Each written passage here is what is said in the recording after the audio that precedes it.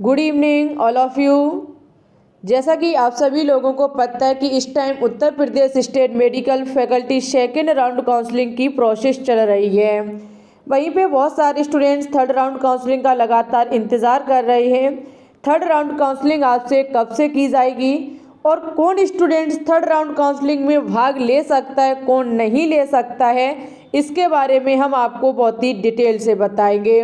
Dear students, जो second round counselling में हिस्सा ले चुके हैं लेकिन सीट भी आवंटित हुई है, सीट छोड़ना चाहते हैं, तो क्या आप थर्ड राउंड काउंसलिंग में पार्टिसिपेट कर पाएंगे या नहीं कर पाएंगे, इसके बारे में भी बताएंगे।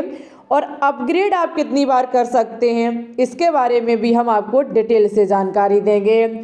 तो ये वीडियो सभी स्टूडेंट्स के लिए बहुत ज़्यादा इम्पोर्टेंट होने वाली है। वीडियो को बिल्कुल भी स्किप मत करना, ठीक है। देखो, सबसे पहले हम आपको बता दें अपग्रेड के बारे में। तो आप अपग्रेड ओनली एक बार कर सकते हैं। आपने अपग्रेड किया जैसे कि फर्स्ट राउंड काउंसलिंग में, सेकेंड राउंड काउंसलिंग में आपको कोई सीट आवंटित हो गई है, अब आप चाह कर भी अपग्रेड नहीं कर पाएंगे क्योंकि अपग्रेड का जो ऑप्शन है वो ओनली ऑन एक बार दिया जाता है, ठीक है। चलिए अब हम बात करेंगे थर्ड राउंड काउंसलिंग में कौन स्टूडेंट्स पार्टिसिपेट कर सकते हैं और कौन स्टूडेंट्स पार्टिसिपेट नहीं कर सकते हैं। तो देखिए, सबसे पहले हम आपको बताएंगे तृतीय ऑनलाइन काउंसलिंग हेतु पात्र अभ्यर्थी, यानी कि ऐसे अभ्यर्थी, ऐसे स्टूडेंट्स जो तृतीय काउंसलिंग में हिस्सा ले सकते हैं। तो तृतीय ऑनलाइन काउंसलिंग में ऐसे उत्तीर्ण अभ्यर्थी भाग ले सकते हैं जिन्होंने प्रथम द्वितीय ऑनलाइन काउंसलिंग में प्रतिभाग नहीं किया था। थर्ड राउंड काउंसलिंग में वो स्टूडेंट्स पार्टिसिपेट कर सकते हैं जिन्होंने सेकंड और फर्स्ट राउंड काउंसलिंग में किसी भी प्रकार का कोई भी प्रतिभाग नहीं किया है, हिस्सा नहीं लिया है। तृतीय ऑनलाइन काउंसलिंग में ऐसे उत्तीर्ण अभ्यर्थी भी भाग ले सकते हैं जिन्होंने प्रथम द्वितीय ऑनलाइन काउंसलिंग में प्रतिभाग किया परंतु उनको कोई सीट आवंटित नहीं हुई। अगर आपने प्रथम राउंड और सेकंड राउंड में हिस्सा तो लिया है लेकिन आपको सीट आवंटित नहीं की गई है, आपको कोई सीट नहीं मिली है, तो आप थर्ड राउंड काउंसलिंग में पार्टिसिपेट कर सकते हैं, ओके। तृतीय ऑनलाइन काउंसलिंग में ऐसे उत्तीर्ण अभ्यर्थी भाग ले सकते हैं जिन्होंने आवंटित प्रशिक्षण केंद्र पर प्रवेश प्रक्रिया पूर्ण करने हेतु अपग्रेडेशन हेतु आवेदन किया है।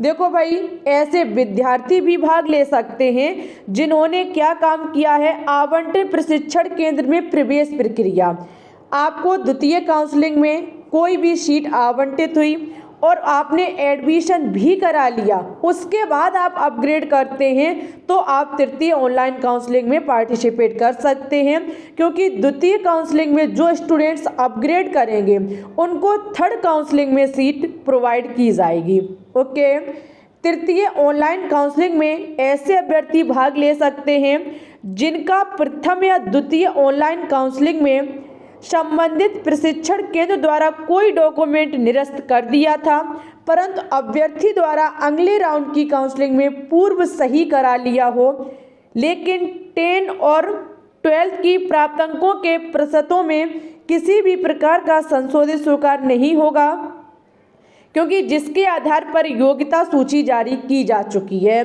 देखिए भाई, तृतीय थर्ड राउंड काउंसलिंग में ऐसे स्टूडेंट्स भी पार्टिसिपेट कर सकते हैं जिन्होंने प्रथम और द्वितीय ऑनलाइन काउंसलिंग में पार्टिसिपेट तो किया है लेकिन जब वो एडमिशन के टाइम गए तो उनके डॉक्यूमेंट्स निरस्त कर दिए गए, ठीक है, निरस्त कर दिए गए, तो आप पार्टिसिपेट कर सकते हैं। अगर आपने डॉक्यूमेंट्स कंप्लीट कर लिए, बनवा लिए हैं, तो आप तृतीय ऑनलाइन काउंसलिंग में पार्टिसिपेट कर सकते हैं। लेकिन अगर आपके 10वीं और 12वीं की मार्कशीट में कोई भी गड़बड़ी पाई गई तो आपकी ये मान्य नहीं की जाएगी क्योंकि 10वीं और 12वीं के अंकों से ही आपकी जो मेरिट लिस्ट है वो तैयार की गई है, इसलिए उसमें किसी भी प्रकार का संशोधन स्वीकार नहीं किया जाएगा।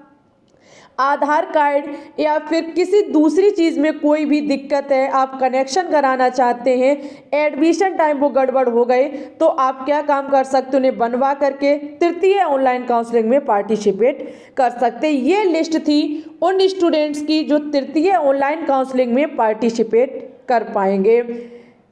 अब हम बात करेंगे कि कौन स्टूडेंट्स तृतीय ऑनलाइन काउंसलिंग में पार्टिसिपेट नहीं कर सकता है।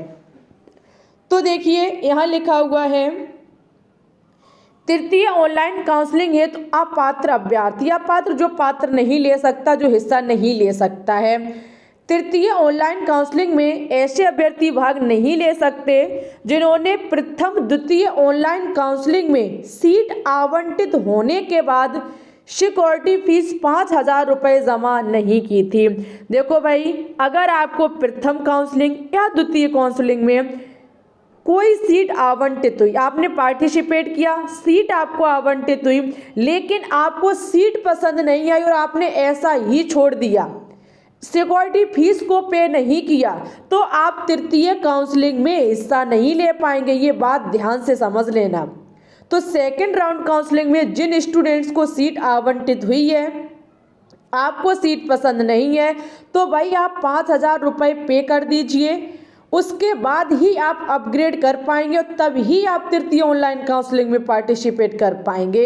ये 5,000 रुपये आपके वापस कर दिए जाएंगे, ऐसा नहीं है कि वो रख लेंगे। तृतीय ऑनलाइन काउंसलिंग में ऐसे अभ्यर्थी भाग नहीं ले सकते जिन्होंने प्रथम द्वितीय ऑनलाइन काउंसलिंग में सीट आवंटित होने के बाद सिक्योरिटी फीस 5,000 जमा किए, परंतु उन्होंने आवंटन प्रशिक्षण केंद्र में प्रवेश प्रक्रिया पूरी नहीं की थी, रिपोर्टिंग नहीं की थी। कहने का मतलब है कि अगर आप 5,000 रुपये पे कर देते हैं सिक्योरिटी फीस, ठीक है, और आप एडमिशन नहीं लेते हैं, तब भी आप तृतीय ऑनलाइन काउंसलिंग में पार्टिसिपेट नहीं कर पाएंगे। तो द्वितीय ऑनलाइन काउंसलिंग में जिन स्टूडेंट्स को सीट आवंटित हुई है और उनको पसंद नहीं है, वो तृतीय काउंसलिंग में पार्टिसिपेट करना चाहते हैं, तो भाई आप 5,000 रुपये सिक्योरिटी फीस को पे कर दीजिए और कॉलेज में जाकर के एडमिशन करा लीजिए।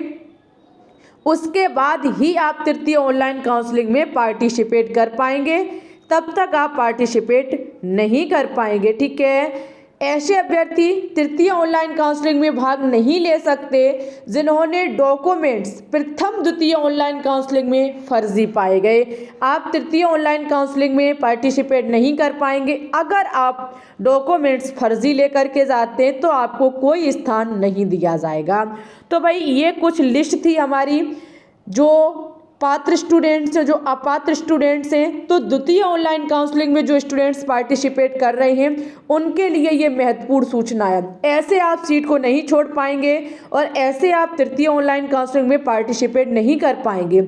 आपको एडमिशन भी कराना होगा, तब ही आप अपग्रेड कर पाएंगे और अपग्रेड करने के बाद आपको तृतीय काउंसलिंग में कोई एक सीट आवंटित की जाएगी। ठीक है, अगर आप जानना चाहते हो कि अपग्रेड करने के बाद आपको कौन सी सीट मिलेगी, कैसे मिलेगी, तो आप कमेंट करना, हम आपको वीडियो बना करके देंगे। इसी के साथ इस वीडियो को ज़्यादा से ज़्यादा शेयर कर दें उन विद्यार्थियों के पास जो विद्यार्थी चिंता में डले हुए हैं कि हम करें तो करें क्या यहाँ सीट छोड़ दें, तृतीय काउंसलिंग में पार्टिसिपेट कर लेंगे, या फिर ऐसे स्टूडेंट्स जो आस लगाए बैठे हुए हैं तृतीय काउंसलिंग की। हाँ भाई, अब हम बात करेंगे कि तृतीय काउंसलिंग स्टार्ट कब से होगी। तो तृतीय काउंसलिंग, थर्ड राउंड काउंसलिंग जो है वो आपकी सेकेंड राउंड काउंसलिंग जब तक कंप्लीट नहीं हो जाएगी, इसके एडमिशन की 28 दिसंबर लास्ट डेट है।